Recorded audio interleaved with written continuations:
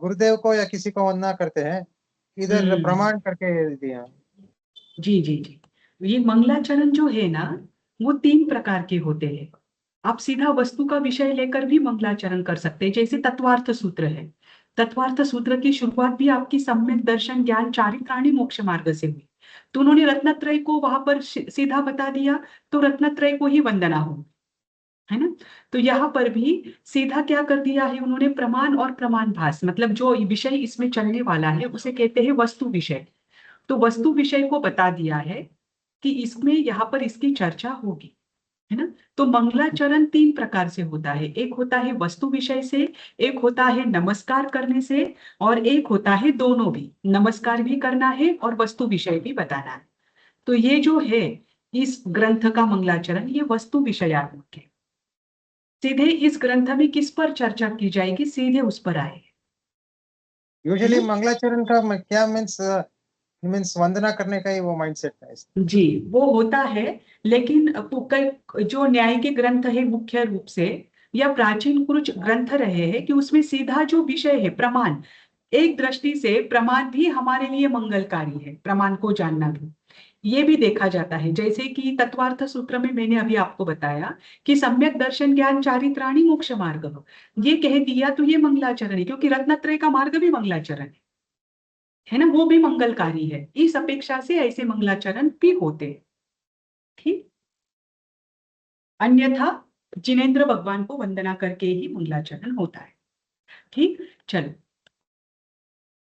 हाँ, पहले हम रिकॉर्डिंग ऑन हो गई ना, हाँ, पहले हम मंगलाचरण कर लेते हैं इसी ग्रंथ का प्रारंभिक सूत्र। प्रमाणादर्थ संसिद्धिस्तदा भासाद् विपर्ययः इति वक्षे तयोर्लक्ष्म सिद्धमल्पं लघीयसः। देखो, हमने कल तक 5 सूत्र देखे हैं, है ना। पहला सूत्र देखा जो था स्वापूर्वार्थ निश्चयात्मक या व्यवसायत्मकम ज्ञान प्रमाणम। इस सूत्र में ही बताया कि प्रमाण की व्याख्या क्या है। इसमें 5 पद दिए थे, स्व, अपूर्व, अर्थ, व्यवसायत्मक और ज्ञान। तो ज्ञान शब्द से हमने देखा था कि जो अन्य मतावलंबी है, जो कि ज्ञान को प्रमाण नहीं मानते, जैसे कौन कौन से ऐसे मतावलंबी है जो ज्ञान को प्रमाण नहीं मानते। वैशेषिक, हाँ, वैशेषिक और वैशेषिक दर्शन। न्यायिक। न्याय मानता है, देखो, वैशेषिक दर्शन और मीमांसक दर्शन। मीमांसक है ना या नैयायिक है? नैयायिक, बराबर। और नैयायिक दर्शन तो ज्ञान को प्रमाण मानता है, मीमांसक दर्शन की बात थी। वैशेषिक दर्शन कारक साकल्य को ज्ञान प्रमाण मानता है, और मीमांसक दर्शन इंद्रियार्थ सन्निकर्ष को प्रमाण मानता है। ये दोनों भी ज्ञान को प्रमाण नहीं मानते। ध्यान रखना, प्रमाण का अर्थ क्या है? वस्तु का यथार्थ ज्ञान, वस्तु को अच्छी तरह से जैसे कि वैसे एक्यूरेट होकर समझना, उसे जानना, वह प्रमाण है ना। अब प्रमाण को लेकर सबकी व्याख्या समान थी, पर जो 2 दर्शन है, मीमांसक और नैयायिक, उन्होंने कहा वस्तु का यथार्थ ज्ञान, वस्तु का एक्यूरेट ज्ञान हमें कैसे मिलेगा? पदार्थों से मिलेगा, या फिर पदार्थों के साथ इंद्रियों का संबंध होगा तब ही मिलेगा। तब जैन दर्शन ने कहा, जैन दर्शन के साथ बौद्ध दर्शन भी था और नैयायिक दर्शन भी था। इन्होंने कहा नहीं, वस्तु का जो हमें एक्यूरेट नॉलेज चाहिए वो तो ज्ञान से ही हो सकता है ना। क्योंकि पदार्थों की मर्यादा है, पदार्थ बाहर है, पर अगर आपके इंद्रियां काम नहीं कर रहे हैं तो संपूर्ण लोक में पदार्थ है। जहां हमारी मर्यादा है, हम तो बस हमारे सामने जितने प्रत्यक्ष हो सकते हैं उतने ही देख सकते हैं, तो पदार्थों को तो आप प्रमाण नहीं कह सकते। और इंद्रियों की भी अपनी मर्यादा होती है, किसी किसी को इंद्रियों में आंख होते हुए भी उस आंख से कम दिखाई देता है, तो उसे वस्तु का वास्तविक ज्ञान नहीं होता। तो इंद्रियों से भी आप क्या नहीं कर सकते? पदार्थों के यथार्थ स्वरूप को जानने का कारण उसे नहीं बता सकते। इस कारण इंद्रियार्थ सन्निकर्ष और कारक साकल्य ये प्रमाण नहीं हो सकते। इसका खंडन किया ज्ञान शब्द से, है ना। फिर व्यवसायत्मक शब्द से खंडन किया बौद्ध परंपरा का, क्योंकि बौद्ध परंपरा ने भी कहा ज्ञान प्रमाण है और जैन दर्शन ने भी कहा ज्ञान प्रमाण है। पर बौद्ध परंपरा ने क्या कहा, जो सत्ता मात्र का ज्ञान है, जिसमें वस्तु का नाम नहीं है, आकार नहीं है, रंग नहीं है, बिना भेद से उस वस्तु को जानना, मात्र सत्ता मात्र को ग्रहण करना, जो हम दर्शन में करते हैं, उस ज्ञान को उन्होंने कहा निर्विकल्प ज्ञान, और वो निर्विकल्प ज्ञान प्रमाण है। तो जैन दर्शन ने कहा नहीं, वो ज्ञान भी प्रमाण नहीं हो सकता, क्योंकि प्रमाण कौन सा ज्ञान हो सकता है, जो निश्चयात्मक हो, जो निर्णयात्मक हो। अगर उसमें संशय है, उसमें विपरीत बना है, उसमें अनध्यवसाय है, तो वह ज्ञान प्रमाण नहीं हो सकता, है ना। फिर उसके बाद आया अपूर्व अर्थ, जैसे भाट्ट परंपरा है और प्राभाकर परंपरा है। ये कहते हैं कि हाँ, निश्चयात्मक ज्ञान प्रमाण है, लेकिन जो धारावाहिक है, धारावाहिक बुद्धि, बौद्ध दर्शन भी धारावाहिक बुद्धि को मानता है कि यह घट है, मुझे अभी ज्ञान हुआ यह पेन है, तो बार बार मैं यह पेन है, यह पेन है यही कहूंगी, तो ये ज्ञान प्रमाण है, क्योंकि ये निश्चयात्मक है, पर ये धारावाहिक है।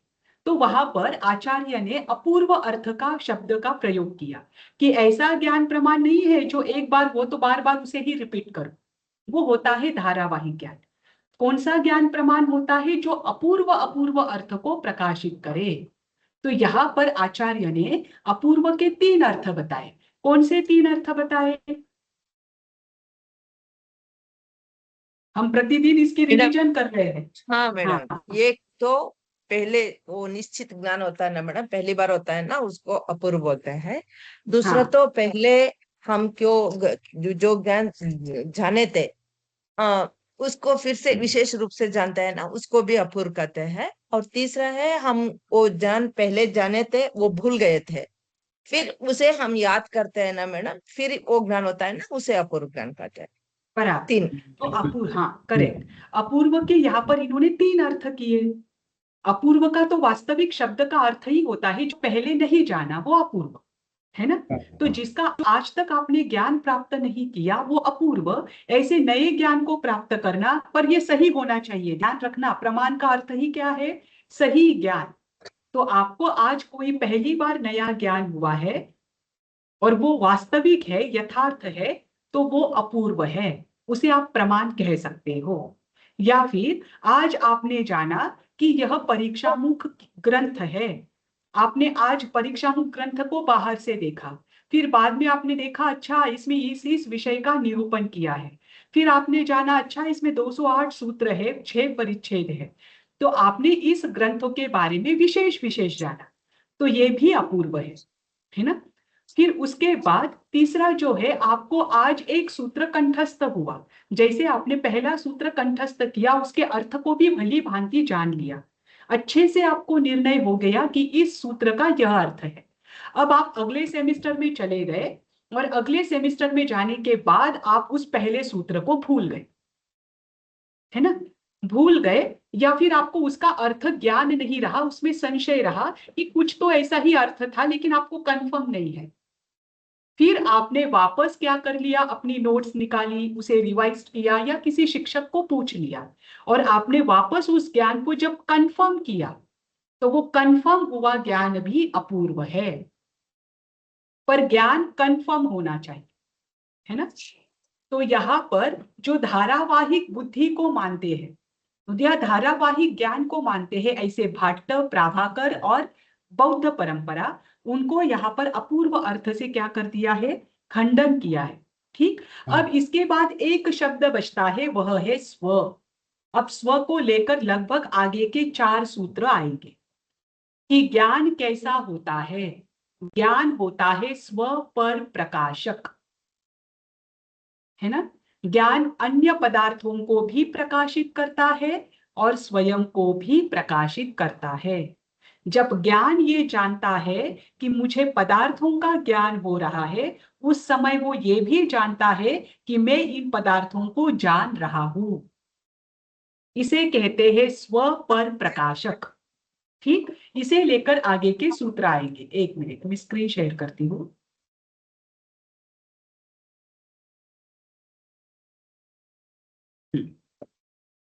स्क्रीन शेयर हो रही है।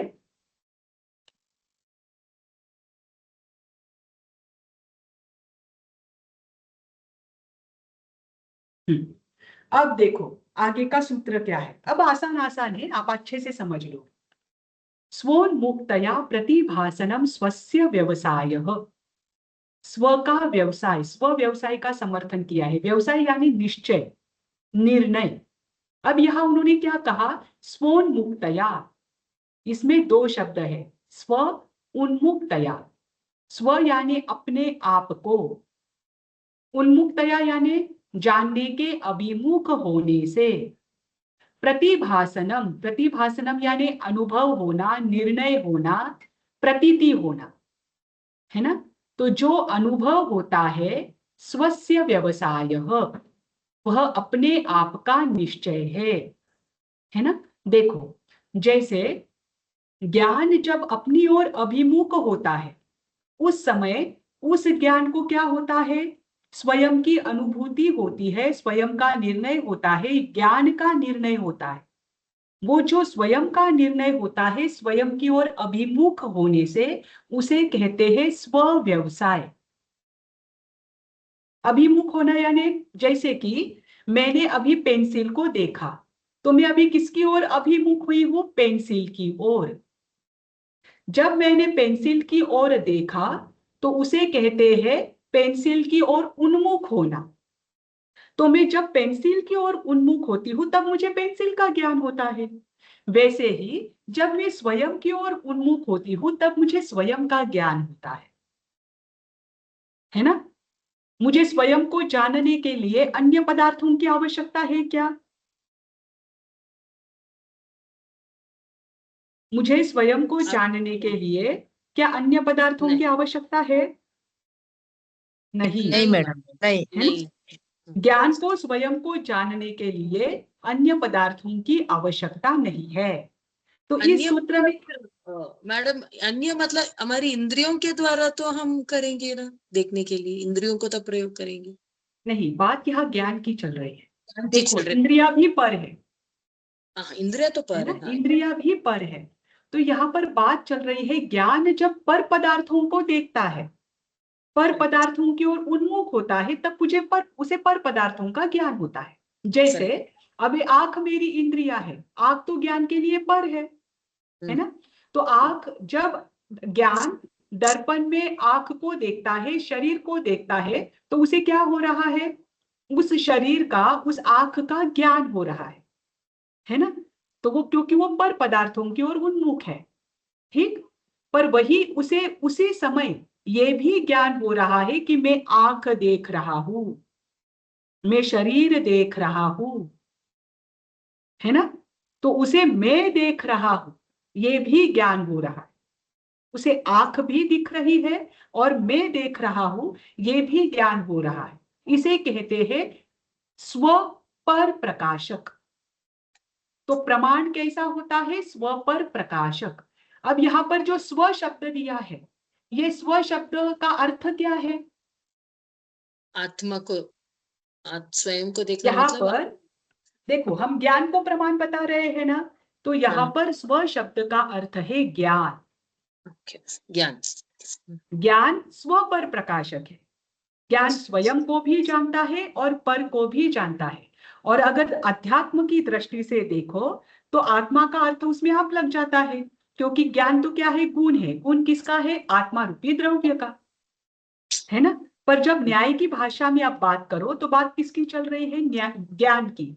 तो यहां पर स्व का अर्थ है ज्ञान, ठीक। अब देखो उन्होंने ये बात क्यों कही कि ज्ञान स्वयं को भी, जब स्व की ओर उन्मुख होता है तब वह स्वयं का अनुभव करता है, स्वयं का निर्णय करता है।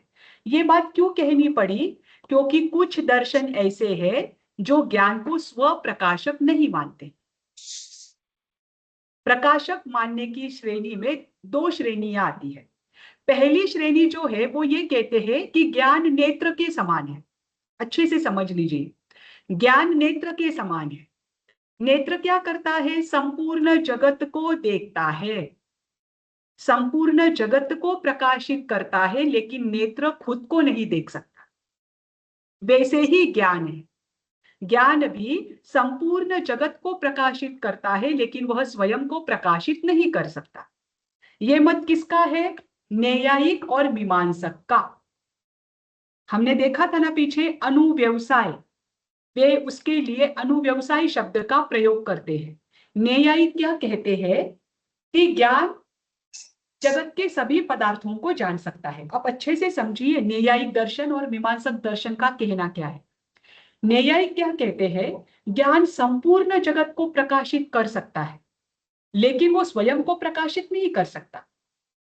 फिर अब उस ज्ञान को प्रकाशित करने के लिए किसकी जरूरत रहेगी, दूसरे पदार्थ की जरूरत रहेगी। अब पदार्थ तो प्रकाशित नहीं करते, पदार्थ प्रकाशित तो ज्ञान करता है। तो उस ज्ञान को प्रकाशित करने के लिए जिसने सभी पदार्थों को देखा है उसे प्रकाशित करने के लिए दूसरे ज्ञान की जरूरत रहेगी। इसे कहा था अनुव्यवसाय। आपको याद है? हाँ मैडम, हाँ है मैडम, ना? तो उनका हाँ। ये कहना है कि ज्ञान स्व प्रकाशित नहीं है।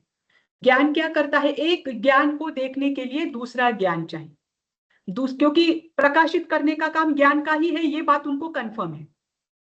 पदार्थों को प्रकाशित करने का काम ज्ञान ही करता है। ये बात मीमांसक और न्यायिक को, मीमांसक तो नहीं, न्यायिक को ये कंफर्म है। हम अभी न्यायिक की बात करते हैं क्योंकि मीमांसक की और धारा अलग हो जाती है। न्यायिक का क्या कहना है कि पदार्थों को जानने का कार्य ज्ञान ही करता है, पर ज्ञान बस दूसरे पदार्थों को जानता है, वो स्वयं को नहीं जानता। अब ये जो ज्ञान है जिसने दूसरे पदार्थों को जाना है, उसे जानने के लिए दूसरे और एक ज्ञान की जरूरत पड़ेगी। फिर दूसरे ज्ञान से आप पहले ज्ञान को जानोगे, फिर तीसरे ज्ञान से आप दूसरे ज्ञान को जानोगे, फिर और एक ज्ञान, तीसरे ज्ञान को जानने के लिए आपको चौथे ज्ञान की जरूरत पड़ेगी, चौथे ज्ञान को जानने के लिए आपको पांचवें ज्ञान की जरूरत पड़ेगी, क्योंकि आप खुद कहते हो कि ज्ञान से ही आप जान सकते हो। तो यहां पर कौन सा दोष बताया था? अनुव्यवसाय दोष।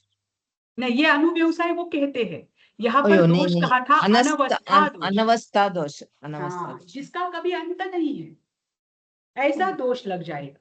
तो यहाँ पर उनका खंडन करने के लिए स्व शब्द का प्रयोग किया है ना? क्योंकि पहले श्रेणी में जो न्यायिक और मीमांसक आते हैं उनका क्या कहना है, न्यायिकों का कहना क्या है कि ज्ञान स्व प्रकाशक नहीं है, नेत्र के समान, है ना? और दूसरी जो श्रेणी है वो ये कहते हैं कि ज्ञान स्व पर प्रकाशक है, सूर्य के समान। वो दूसरी श्रेणी है जैन दर्शन।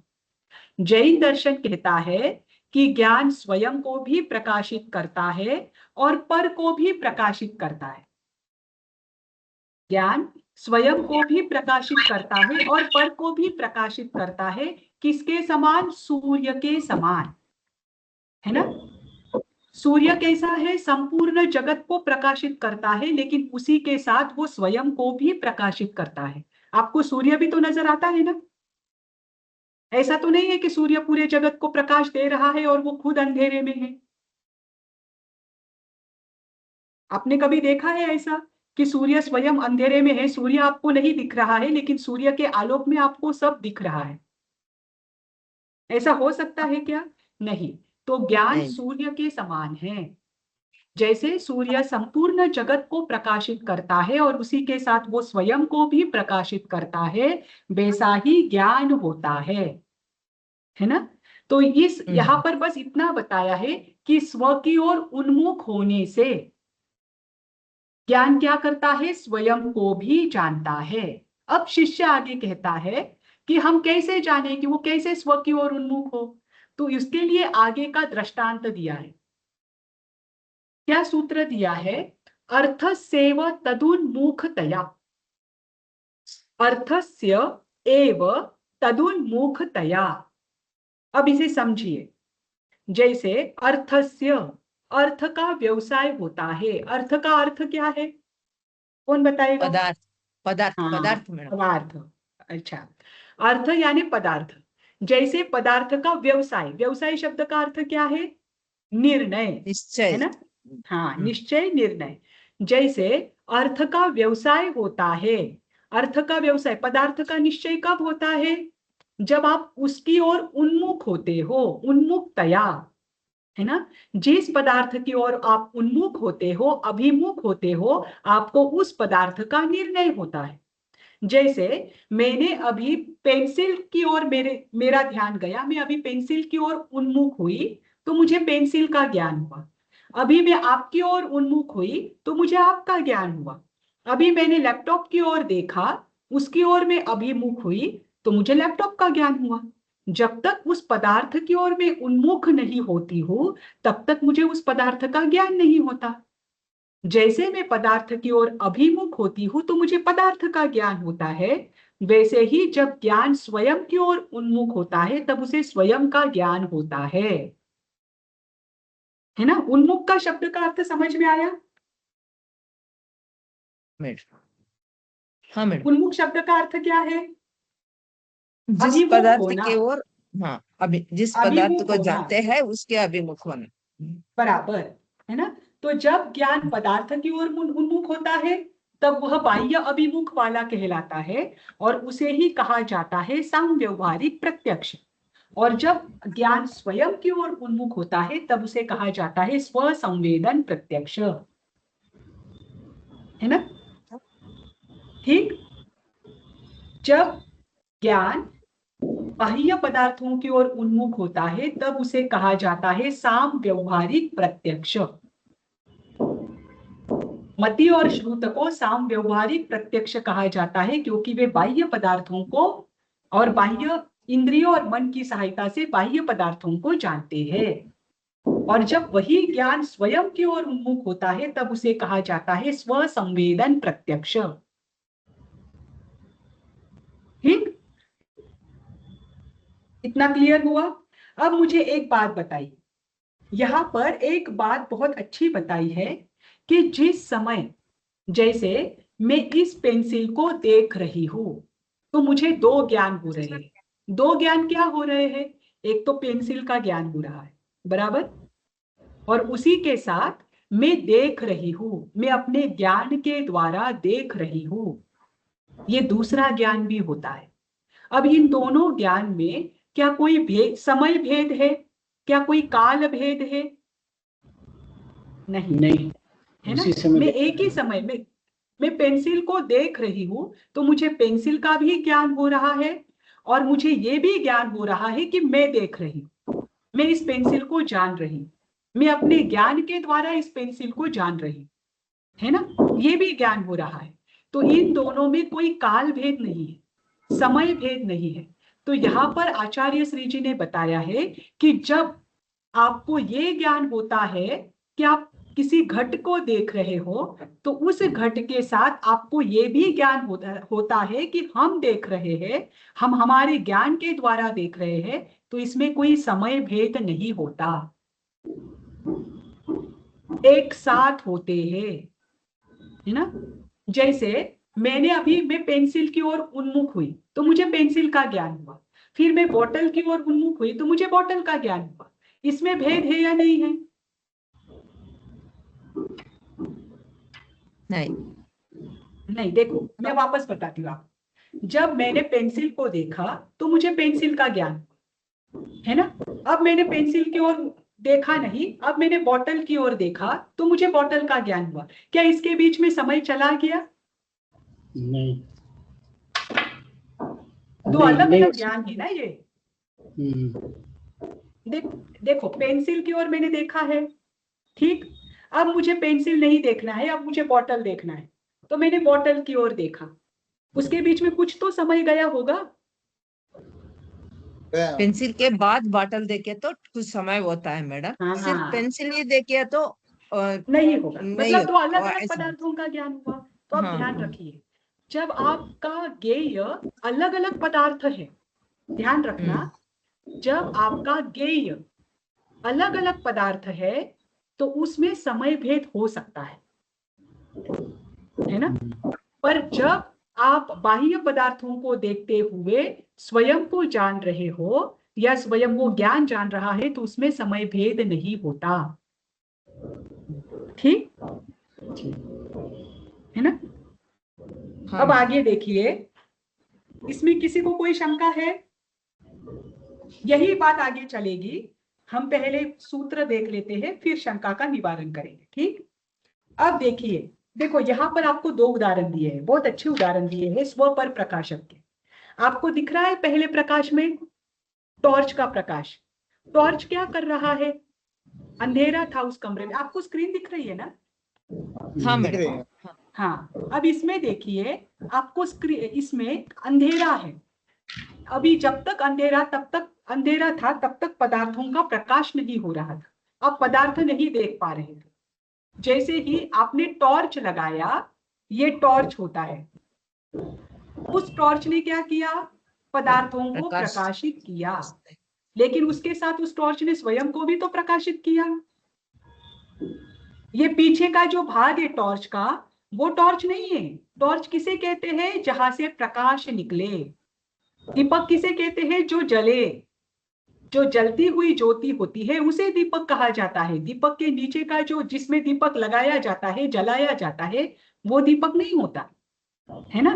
तो जब जैसे टॉर्च स्वयं को प्रकाशित करता हुआ बाह्य पदार्थों को प्रकाशित कर रहा है, वैसे ही ज्ञान स्व पर प्रकाशक है।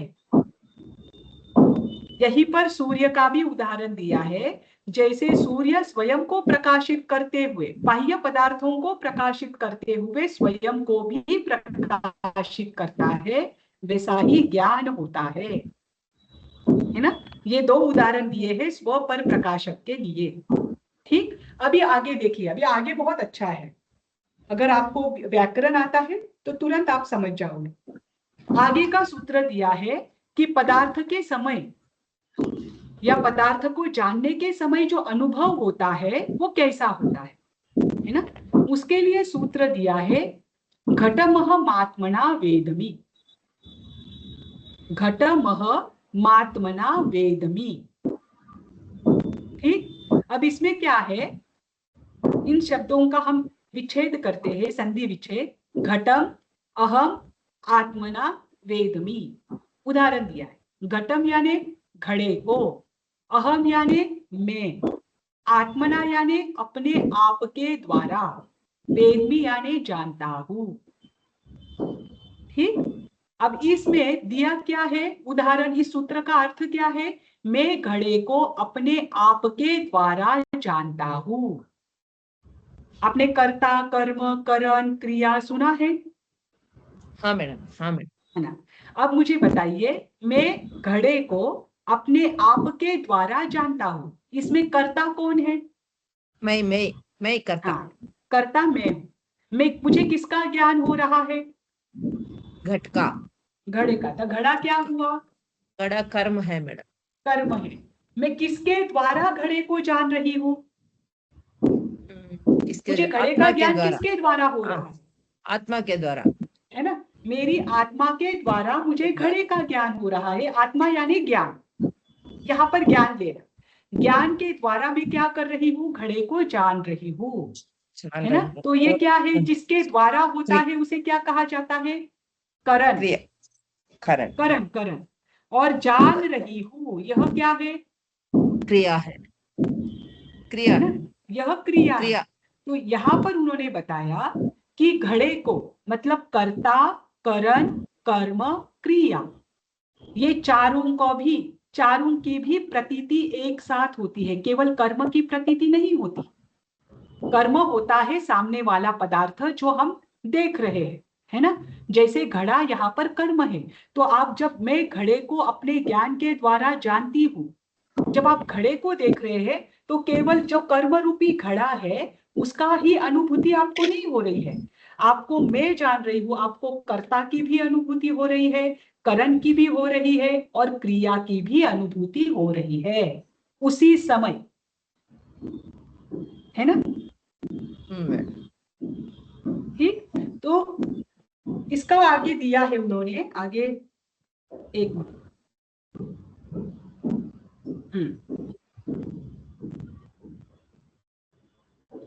आपने सुना है षटकारक होते हैं, विभक्तियां सुनी है ना। विभक्तियां हाँ, 8 होती है। अभी मैं आपको इसमें बताऊंगी विस्तार से। विभक्तियां 8 होती है, लेकिन इन 8 विभक्तियों में 6 ही विभक्तियों को कारक कहा गया है ना। 6 ही विभक्तियां ऐसी है जो कार्य में प्रयोजनवान होती है। कौन सी वे हाँ 6 विभक्तियां? कौन सी 2 विभक्तियां कार्य में प्रयोजनवान नहीं होती? षष्ठी और संबोधना मैडम। हाँ, षष्ठी और संबोधन, यानी संबंध और संबोधन, हाँ संबंध कारक और संबोधन, ये 2 विभक्तियां ऐसी है जिनको कार्य में प्रयोजनवान नहीं माना जाता। अब यहाँ पर उन्होंने क्या किया है कि जैसे कर्म का आपको ज्ञान हो रहा है, उसी समय आपको कर्ता का भी ज्ञान हो रहा है, करण का भी ज्ञान हो रहा है, क्रिया का भी ज्ञान हो रहा है। जब इन तीनों का भी ज्ञान आपको साथ में होता है, तो आप ये कैसे कह सकते हो कि ज्ञान केवल पर प्रकाशक है, वह स्व प्रकाशक नहीं है ना? ठीक। अभी देखिए, अब मुझे बताना, 4 बातें मैंने आपको बताई थी, प्रमाण, प्रमाण, प्रमाता, प्रमेय, प्रमिति, प्रमिति है ना? हाँ मैडम। हाँ, प्रमाण का अर्थ क्या है? ज्ञान का गुण, जिसे जानता है मैडम, वो ज्ञान का गुण को प्रमाण वस्तु का कहते हैं। यथा, वही सम्यक ज्ञान प्रमाणम, ज्ञान को आप प्रमाण कहते हैं, सम्यक ज्ञान को, या वस्तु का यथार्थ ज्ञान, ठीक, वह प्रमाण है। प्रमाता क्या है? आत्मा। जो जानता है हाँ, मैडम, जो जानता है ना, वो करता। बराबर बराबर, जो जानता है यानी आत्मा प्रमाता है ना? प्रमेय क्या है? ऑब्जेक्ट, वस्तु। हाँ, बाहर की, जिसको बाहर जाना की जा वस्तु। रहा है, हम्म, जिसको जाना जा रहा है, वह प्रमेय क्या है? पदार्थ, पदार्थ। और प्रमिति क्या है? क्रिया, जानने वाले की प्रोसेस। प्रक्रिया मैडम। हाँ, जानने की प्रोसेस। क्रिया, ज्ञान रूपी क्रिया। अब मुझे बताए कि इन प्रमाता, प्रमेय, प्रमाण और प्रमिति, इसमें कर्म कौन है, कर्ता कौन है, करण कौन है और क्रिया कौन है? कर्ता कर्ता है बताइए, कर्ता कौन है? कर्ता प्रमाता। बराबर, कर्ता कौन है? प्रमाता, है ना? कर्म कौन है? प्रमेय, कर्म, प्रमेय, बराबर, आप खड़े, है ना? प्रमेय। हाँ, फिर करण कौन है जिसके द्वारा आप घड़े को जानते हो? प्रमाण मैडम, ओ प्रमाण। हाँ, प्रमाण क्या है? करण है। और क्रिया कौन है? प्रमिति। प्रमिति। अभी, हाँ, अब इतना क्लियर हुआ कि कर्म, कर्ता, करण और क्रिया, ये चारों भी, इन चारों की प्रतीति एक साथ होती है ना? तो कर्म होता है प्रमाण, कर्ता होता है प्रमाता, करण होता है, सॉरी, कर्म होता है प्रमेय, कर्ता होता है प्रमाता, करण है प्रमाण और क्रिया है प्रमिति। बराबर। प्रमाण किसे कहते हैं? वस्तु का यथार्थ ज्ञान, वह प्रमाण है। बराबर है ना? जिससे आप जानो वो करण होता है। प्रमाण के द्वारा पदार्थों का ज्ञान करते हो, यथार्थ ज्ञान करते हो, इसीलिए करण कौन है? प्रमाण है। आप प्रमाण के द्वारा या ज्ञान के द्वारा आप किसे देख रहे हो? पदार्थों को देख रहे हो। तो पदार्थ जो विषय है, वह विषय है कर्म। जो देख रहा है, मैं देख रही हूं, तो मैं कौन हूं? प्रमाता, है ना? और जो क्रिया हो रही है, जो जानने की मैं क्रिया कर रही हूं, वह क्रिया है प्रमिति। ठीक। अब यहां पर बताया है कि कर्म के अलावा अन्य करणों की भी प्रतीति होती है, उसे लेकर ये सूत्र दिया है। अब इस सूत्र को अच्छे से समझ लीजिए। कर्मवत कर्तृ करण क्रिया प्रतीतेः, कर्मवत कर्तृ करण क्रिया प्रतीतेः। कर्मवत यानी कर्म के समान, कर्तृ यानी कर्ता, करण और क्रिया, करण और क्रिया का प्रतीतेः ज्ञान होने से, है ना? प्रमाण के द्वारा घटपट आदि जो भी पदार्थ है, उन कर्म का बोध तो होता ही है, लेकिन उसके साथ कर्ता यानी मैं, करण यानी मेरे ज्ञान के द्वारा, क्रिया यानी जानती हूं, जानता हूं का भी बोध होता है ना? ऐसे ही प्रमाण के साथ ज्ञान, ज्ञाता, ज्ञेय और ज्ञप्ति भी लगता है। यहाँ पर देखो ध्यान रखना, चारों शब्द ज्ञान से संबंधित भी है। ज्ञान पदार्थ को जानना, जिसके द्वारा जाना जाता है पदार्थ को उसे ज्ञान कहते हैं, है ना। ज्ञाता जो पदार्थों को जानता है वह होता है ज्ञाता। ज्ञेय जिन पदार्थों को जाना जा रहा है, जो विषय है उन्हें कहते हैं ज्ञेय। और ज्ञप्ति जो जानने की क्रिया है उसे कहते हैं ज्ञप्ति। अब चार शब्द ज्ञान, ज्ञाता, ज्ञेय, ज्ञप्ति और प्रमाण, प्रमाता, प्रमेय, प्रमिति, इन दोनों में क्या अंतर है?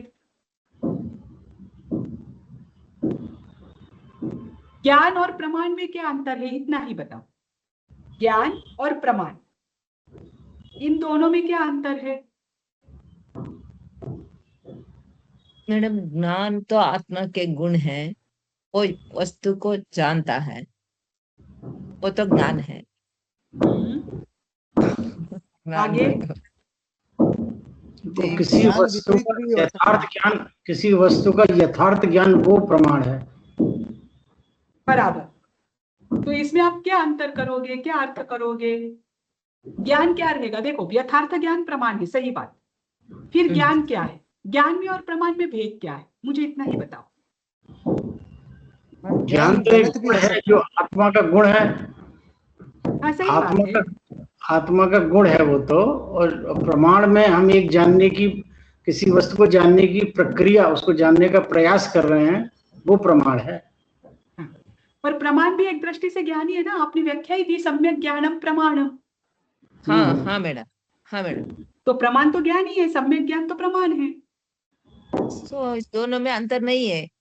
अंतर तो है। ज्ञान, देखो मैंने ज्ञान के 4 शब्द बताए, प्रमाण के 4 शब्द बताए, अंतर तो होगा।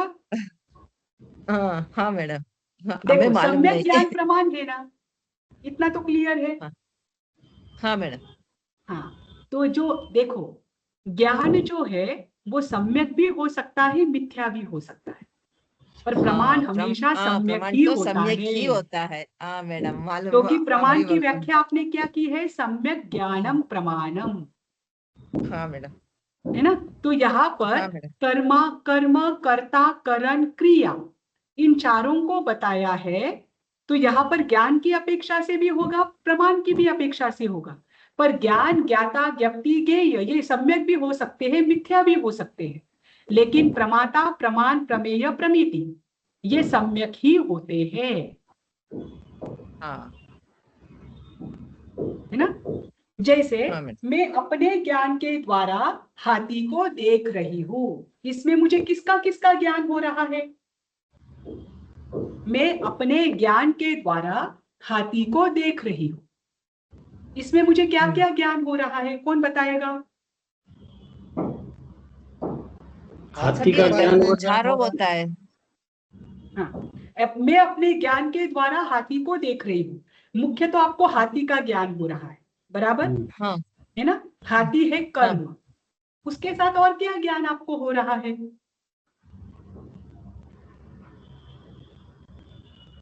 मैं देख रही हूँ ना। अपने आप को, आत्मा का भी ज्ञान। अपने आप का हाँ बोलिए मैं- स्वरूप जी बोलिए, क्या बोल रहे थे आप? लास्ट टाइम एक एग्जांपल दिए थे, अपने में भी वो ज्ञान हो रहा है मैम, लाइक ज्ञान हो रहा है बराबर ऐसे। बराबर। हाँ, तो मुझे और हाथी के साथ मुझे और क्या ज्ञान हो रहा है? मैडम, कर्ता, कर्म, क्रिया, करण चारों भी होता है मैडम। हाँ, पर ये सबको समझ में आना चाहिए ना, इसलिए मैं उदाहरण दे रही हूँ।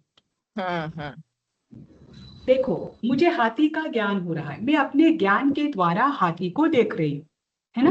तो मुझे हाथी का ज्ञान हो रहा है क्योंकि ये प्रत्यक्ष है।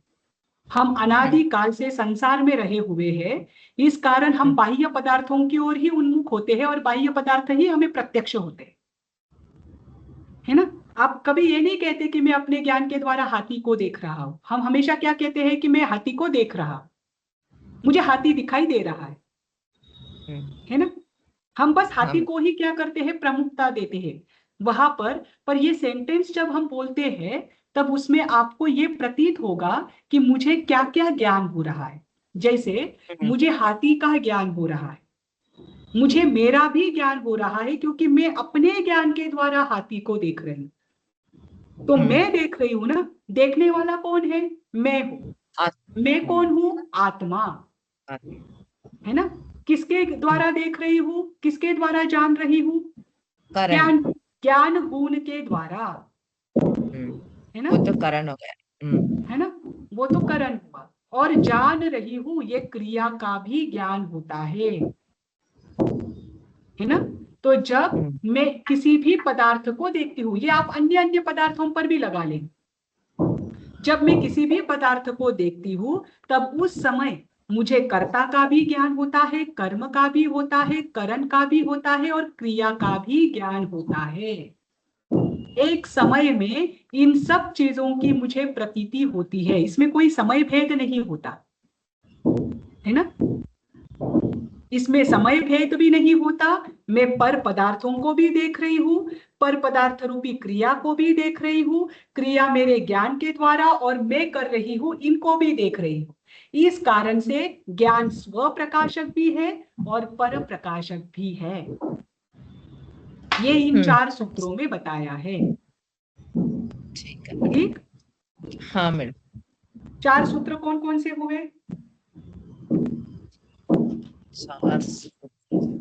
6, 7, 8, 9। हाँ, 6, 7, 8, 9 हुए पर सूत्रों के।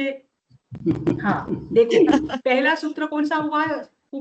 स्वोन्मुक्तया प्रतिभासनम स्वस्य व्यवसायः। ऐसे मत कहना पेपर में कि 6, 7, 8, 9 नंबर के सूत्र जो है वो स्व पर प्रकाशक है। सूत्र छोटे छोटे हैं, आप अच्छे से कंठस्थ कर सकते हो, है ना। हाँ मैडम। तो यहाँ पर स्व व्यवसाय का समर्थन किया है। स्व व्यवसाय के समर्थन के साथ न्यायिकों का जो अनुव्यवसाय है उसका खंडन किया है ना। यहाँ पर प्रकाश की 2 श्रेणियां बताई है, नेत्र से भी प्रकाशित होता है, सूर्य से भी होता है, लेकिन ज्ञान यह स्व पर प्रकाशक है, सूर्य के समान। ये जैन दर्शन का मत है, ये यहाँ पर बताया। ठीक। स्वोन्मुक्तया प्रतिभासनम स्वस्य व्यवसायः। ठीक। फिर उसके बाद उन्होंने पूछा कि हम कैसे माने कि ज्ञान स्व की ओर भी उन्मुख होता है, क्योंकि हम हमेशा मिथ्यात्व में रहे, हमेशा हमारा ध्यान बाह्य पदार्थों की ओर ही रहा है। तो ये प्रतीति होना कि मुझे ये ज्ञान हो रहा है, ये हमारे लिए बहुत कठिन होता है। हम पदार्थों को आराम से देख लेते हैं, बाह्य पदार्थ हमें आराम से दिखाई देते हैं, लेकिन मैं देख रहा हूं ये हमें समझ में नहीं आता है, इसकी प्रतीति हमें नहीं होती है। तो इसलिए आगे का दृष्टांत दिया कि जैसे तुम्हें बाह्य पदार्थ दिखाई देते हैं, जब तुम उनकी ओर उन्मुख होते हो तो उसी समय तुम्हें स्वयं का भी ज्ञान होता है ना। जब तुम ज्ञान की ओर उन्मुख होते हो तो तुम्हें ये भी ध्यान होता है कि मैं स्वयं के द्वारा जान रहा हूं।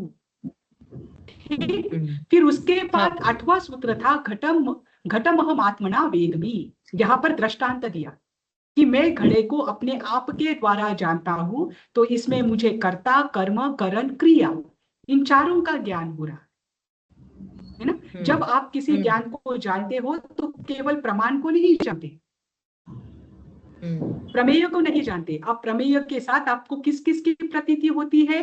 प्रमाण की भी प्रतीति होती है, प्रमाता की भी प्रतीति होती है और प्रमिति की भी प्रतीति होती है ना। तो यहाँ पर इस दृष्टांत के द्वारा बताया कि मैं केवल घड़े को नहीं देख रहा हूं, मैं घड़े के साथ मैं जान रहा हूं, अपने ज्ञान के द्वारा जान रहा हूं और जानने रूपी क्रिया को भी जान रहा हूं।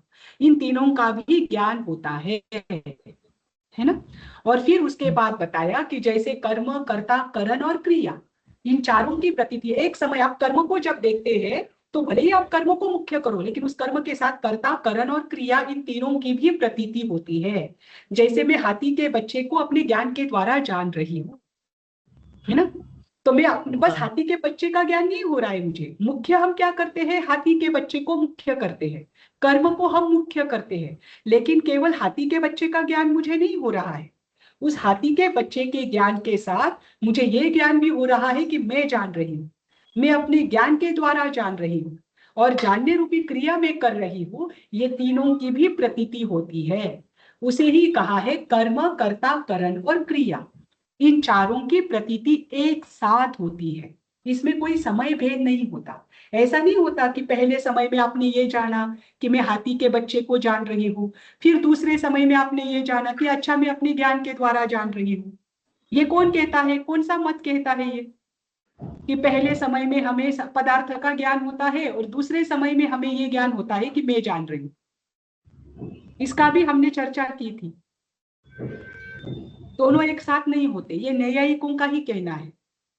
क्या कहना है उनका कि पहले समय में हमें पदार्थ का ज्ञान होता है, पर उस समय है हमें ये ज्ञान नहीं होता कि मुझे हो रहा है, क्योंकि ज्ञान को तो स्वयं प्रकाशित नहीं करता ज्ञान स्वयं को।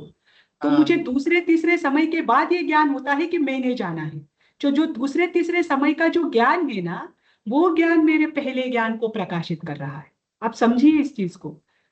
तो वो समय भेद बताते हैं। वो क्या बताते हैं कि एक ही समय में हमें दोनों तीनों ज्ञान नहीं हो सकते, और उनका खंडन करने के लिए ही ये सारे सूत्र है कि ऐसा नहीं होता है कि पहले समय में मैं हाथी के बच्चे को जान रही हूँ, दूसरे समय में ये जान रही हूँ कि मैं जान रही हूँ, फिर तीसरे समय में मैं जानूंगी कि मैं मेरे ज्ञान के द्वारा जान रही हूँ। ऐसा नहीं होता, इसमें कोई तो समय भेद नहीं होता, एक ही मैडम समय में। हाँ, वो इसका अर्थ हो या वो बोलिए ना अनुव्यवसाय, उसका अनुव्यवसाय। खंडन कर रहे हैं ना, हाँ, उसका अनुव्यवसाय। खंडन कर रहा है। हाँ, मैडम उसका ही अगर खंडन इन चारों सूत्र। मैडम अभी ये ऐसा होगा तो एक ही समय में होते तो ज्ञान और दर्शन एक ही समय में होता है, उसमें समय भेद नहीं है, ऐसा अर्थ होता है ना मैडम? नहीं नहीं, दर्शन वो ऐसा तो नहीं, केवल ऐसा ज्ञान, नहीं वो होता। केवल ज्ञान में होता है वो तो। तो देखो देखो देखो, वो आप अलग जो अध्यात्म का विषय है ना, वो दर्शन का यहाँ पर कोई काम नहीं है। ध्यान रखना, ये सारा ज्ञान का काम है ना। दर्शन को हम प्रमाण में नहीं लेते हैं, ठीक। और वैसे भी जो छद्मस्त होते हैं उनका दर्शन और ज्ञान साथ में नहीं होता, क्रमिक होता है। पहले दर्शन होता है, फिर ज्ञान होता है ना।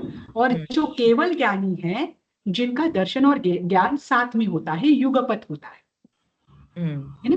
यहाँ पर बस ज्ञान की बात चल रही है, वो भी ज्ञान की ही बात कर रहे हैं। यहाँ पर दर्शन की बात नहीं चल रही है। बस ये हो रहा है कि ज्ञान मुझे केवल घड़े का नहीं हो रहा, ज्ञान केवल मुझे हाथी के बच्चे का नहीं हो रहा। उसी समय मुझे, जब मैं हाथी के बच्चे को देख रही हूँ, तो उसी समय मुझे ये भी ज्ञान हो रहा है कि मैं देख रही हूँ। उसी समय मुझे, मैं अपने ज्ञान के द्वारा देख रही हूँ, ये भी ज्ञान हो रहा है ना। और ज्ञान रूपी क्रिया का भी। मैडम ये एक डाउट है, अगर दर्शन हो तो ही ज्ञान होता है ना मैडम? इधर दर्शन नहीं लेता बोले तो, दर्शन नहीं हो तो ज्ञान कैसे होता है मैडम? देखो, दर्शन को आप, हाँ, प्रमाण की भाषा क्या है, वस्तु का यथार्थ स्वरूप को यथार्थ ज्ञान। जानना, हाँ है ना। हाँ दर्शन जो हाँ। है ना, ये सत्ता मात्र का अवलोकन कराता है। यहाँ पर चर्चा पदार्थों को जानने की है ना। जब जानने की बात आती है तो चर्चा ज्ञान की होती है। दर्शन हम ठीक क्यों है। नहीं ले सकते हैं? देखो, जैन दर्शन में दर्शन को भी निर्विकल्प कहा है और केवल ज्ञान को भी निर्विकल्प कहा है। यही मैंने चर्चा की थी कि जिसमें कोई विकल्प भेद ही नहीं है, जो सत्ता मात्र को मात्र अपने सुप्त अवस्था में अवलोकन किया है, वह होता है दर्शन। वह दर्शन आपके जानने का विषय नहीं है, वो जानने का प्रारंभ हो सकता है। उसमें अगर आप उपयोग लगाओ तो आपका ज्ञान शुरू होता है, और जहां से ज्ञान शुरू होता है वही प्रमाण का विषय हो सकता है।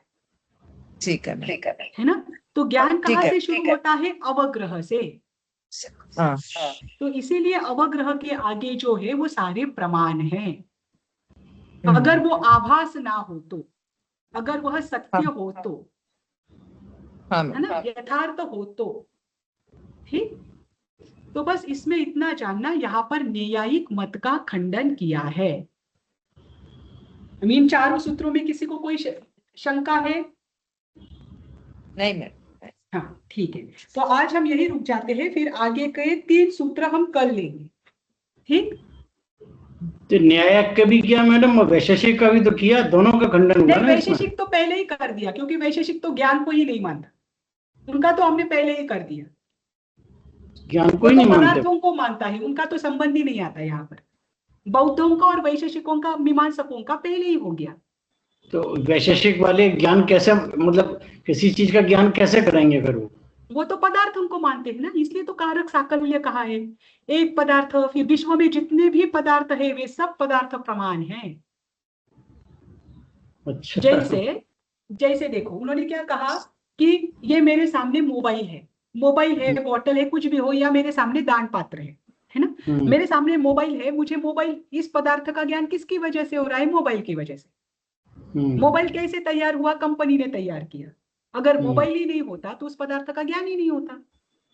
वे पदार्थों को ज्ञान मानते हैं। आप समझिए इसको कि मोबाइल भी प्रमाण है, मोबाइल बनाने वाली कंपनी भी प्रमाण है, मोबाइल मेरे पास है, यहाँ रखा हुआ भी व्यक्ति भी प्रमाण है, हर चीज, हर पदार्थ प्रमाण है।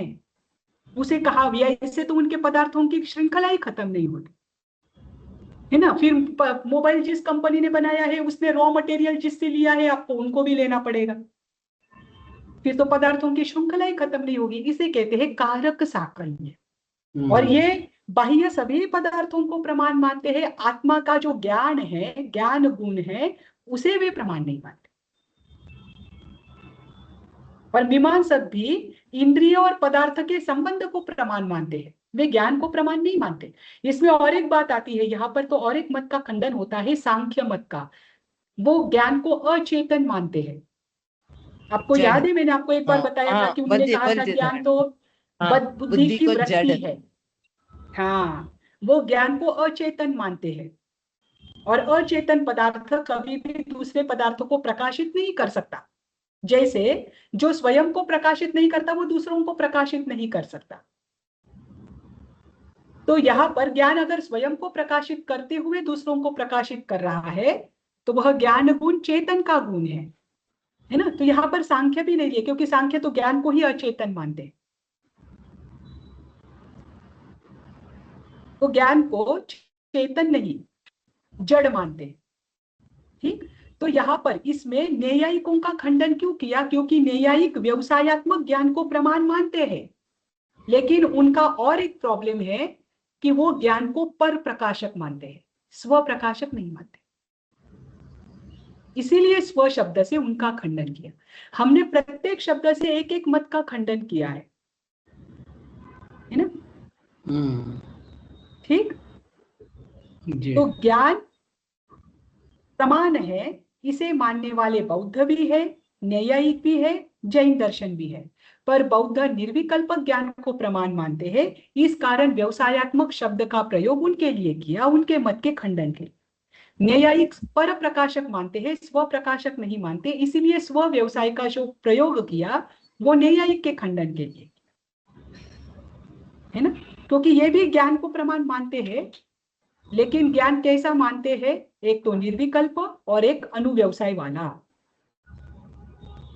ठीक, तो इन चार सूत्रों में किसका खंडन किया है? जो ज्ञान को पर प्रकाशक मानते हैं उनका। चलो, हुआ यहाँ पर? इसमें कोई शंका है? अभी शंका नहीं मैडम, याद रखना ही है।